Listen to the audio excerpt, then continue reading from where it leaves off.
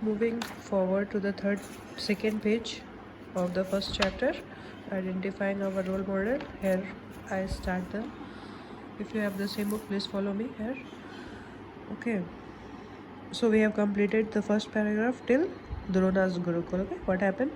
Now, Eklavya soon reached the part of the forest where Dronacharya taught the princes of Hastinapur. So Eklavya always wanted to be the warrior, and he wanted a tuition from Dronacharya. He wanted to be the student of Dronacharya because he know that Dronacharya was a teacher, and he will teach him well how to uh, do and how to improve his skills in archery, how to handle the bow and arrow, and he wanted to be the best.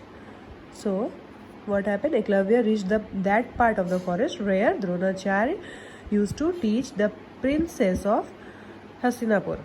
मतलब हस्तिनापुर के जो राजा के बेटा लोग थे वहाँ पे उस फॉरेस्ट के पार्ट पे एकलव्य पहुँचा. और on reaching Dronacharya's gurukul he saw that the prince of Hastinapur were practicing archery with their bows and arrows. Then what happened? जब वहाँ पे द्रोणाचार्य के गुरुकुल एकलव्य पहुँचता है तो वो देखता है कि हस्तिनापुर के जो प्रिंस हैं वो लोग प्रैक्टिस कर रहे हैं, अपने अपने बो और एरो लेकर वो लोग प्रैक्टिस कर रहे हैं. ठीक है. He saw Drona standing near a tree, busy instructing Pandav Prince Arjuna. Pandav prince जो थे ना, तो द्रोणाचार्य ने देखा, ये एकलव्य ने देखा कि द्रोणाचार्य एक ट्री के पास कुछ किसी से बात कर रहे हैं. मतलब पांडव के प्रिंस जिसका नाम था अर्जुन, उससे बात कर रहे हैं, उसके बात करने में बिजी हैं. He went near Drona when he caught his attention. Who are you? Drona asked. तो एकलव्य धीरे धीरे उस गाछ की तरफ बढ़ा जहाँ पे द्रोणाचार्य अर्जुन के साथ कुछ बात कर रहे थे. तो वहाँ पर आगे बढ़ा तो द्रोणाचार्य ने देखा कि वहाँ पर कोई है. फिर उन्होंने पूछा कि तुम कौन हो? Sir, I am Eklavya, son of the chief of hunting tribe. तो एकलव्य ने कहा, सर मैं हूँ हंटिंग ट्राइब के चीफ का बेटा. Will you please accept me as your disciple and teach me the skill of archery? Eklavya requested. तो जब एकलव्य ने द्रोणाचार्य से बात की तो उसने कहा कि क्या सर आप मुझे अपने स्टूडेंट की तरह मुझे आप एक्सेप्ट करेंगे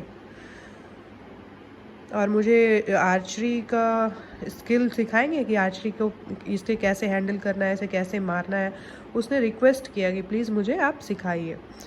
Drona sighed and said, I am sorry, Eklavya, I am forbidden to teach any student apart from Princess of Hastinapur, and I have sworn to make Arjun the best archer in the world. तो द्रोणाचार्य ने एक लंबी गहरी सांस ली. उन्होंने कहा, sorry Eklavya, मुझे रोका गया है किसी भी स्टूडेंट को पढ़ाने से. सिर्फ मुझे इजाज़त है कि मैं हस्तिनापुर के प्रिंस को ही पढ़ाऊँ. मुझे और किसी को पढ़ाने की इजाज़त नहीं है, और मैंने प्रॉमिस किया है कि मैं अर्जुन को, जो पांडव में 5 भाई थे अर्जुन, तो उसमें से एक भाई था, एक अर्जुन था, तो वो अर्जुन को मैं सबसे बेस्ट आर्चर बनाऊंगा इस दुनिया का, तो इसलिए मैं तुम्हें नहीं पढ़ा सकता. तो Eklavya was deeply hurt by Drona's refusal to teach him. अब एकलव्य क्योंकि बहुत चाहत से और बहुत उसको मन था अंदर से कि मैं बनूंगा और मैं द्रोणाचार्य को अपना गुरु मानूंगा, उनसे मैं पढ़ूंगा. तो एकलव्य को बहुत ही तकलीफ हुआ क्योंकि द्रोणाचार्य ने उसे रिफ्यूज़ कर दिया, मना कर दिया मतलब. Although he left the place heart broken, and फिर उसके बाद वो वहाँ से उदास होके, उसका दिल टूट सा गया था, वहाँ से वो चला गया. His ambition to learn archery was not shattered. लेकिन वहाँ से वो गया तो ज़रूर था, लेकिन उसका जो एम्बिशन था, उसका जो एम था आर्चरी सीखने का, वो बंद नहीं हुआ. He was still determined as before to learn it. But अभी भी वो एकलव्य अभी भी उतना ही चाहता उसे आर्चरी सीखने की जितना कि वो उसे पहले चाहती. तो I am as skilled as Drona's prince and as Arjun. If I practice archery every day, I can surely become the best. और एकलव्य ने कहा कि मैं भी द्रोणा में द्रोणा का प्रिंस अर्जुन जितना स्किल्ड है, जितना टैलेंटेड है, मैं भी उतना ही टैलेंटेड हूँ. और अगर मैं डेली उसे प्रैक्टिस करूँगा हर दिन तो मैं सबसे बेस्ट आर्चर बन जाऊँगा. So dedicated was Eklavya that he took some mud from a nearby river and made a statue of Dronacharya. और एकलव्य इतना ही ज़्यादा इंटरेस्टेड था इसमें और उसे इतना चाह था इस चीज़ का, इतनी चाहत थी कि उसने एक रिवर के सामने से मड कलेक्ट किया, मीन्स कि गीला मिट्टी कलेक्ट किया कुछ, और उससे उसने बनाया एक स्टैचू द्रोणाचार्य का, बिल्कुल द्रोणाचार्य की तरह ही मूर्ति एक बनाई उसने. और then he found a clearing to place it before he believed that if he practiced before his guru he would soon become a skilled archer. और उसने सोचा कि इसे मैं ऐसे जगह रखूँगा जहाँ पर मुझे रोज़ प्रैक्टिस करनी है, आर्चरी को रोज़ प्रैक्टिस करनी है, मैं उसे वहाँ पर उस स्टैच्यू को प्लेस करूँगा और मैं श्योरली मैं रोज़ करके वहाँ पर एक अच्छा स्किल्ड आर्चर बन जाऊँगा. Thus even though Drona shunned him, Eklavya still regarded him as his guru.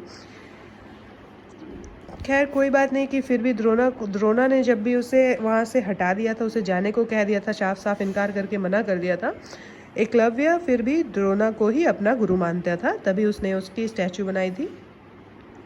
He would take his bow and arrow and worship Drona's statue and start practicing every day. And start practicing every morning. Then what happened कि he would take his bow, फिर वो अपना बो और arrow को लेकर जाता था और द्रोणाचार्य के स्टैचू को पहले पूजता था, फिर वर्शिप करता था और फिर अपना प्रैक्टिस स्टार्ट करता था हर सुबह. Soon enough with time, Eklavya became an extraordinary archer who was superior even than Drona's best pupil Arjun. और बहुत जल्द ही प्रैक्टिस करने